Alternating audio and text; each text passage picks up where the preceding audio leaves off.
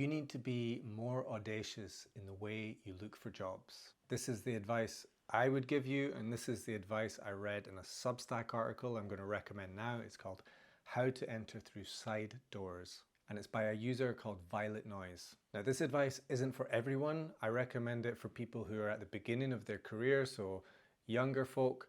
I recommend it for people who are interested in the startup community where recruitment processes aren't so rigid.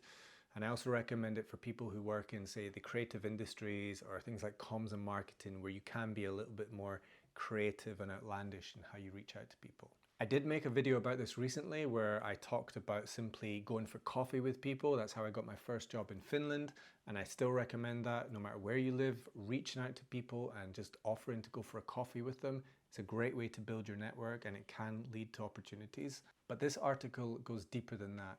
The author gives examples from people she knows who have done more sort of outrageous things to get a job that have paid off. For example, she mentions a friend who wrote a really philosophical essay, put it online on Substack and on LinkedIn, and it ended up getting a lot of visibility, and it got seen by a CEO who worked in a company that was linked to the topic of the essay. Long story short, the guy ended up getting a job through that article. She also talks about someone who applied for a job that didn't exist. They wrote an application for an internship that didn't exist at the company. Long story short, the way it was approached led to them getting a job. And there's lots of other examples like this. And it's all about thinking outside the box when you apply for work.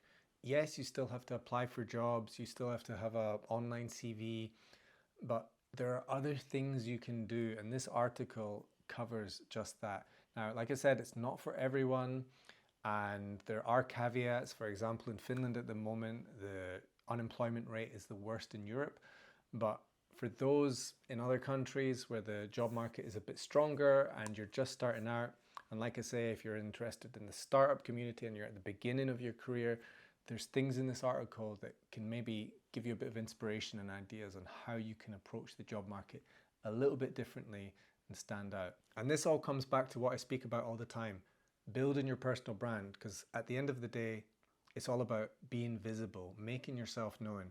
And if you can do that in slightly outlandish ways, you're going to stand out from the crowd, and that's what's going to get you a job, or at least a seat in the interview room.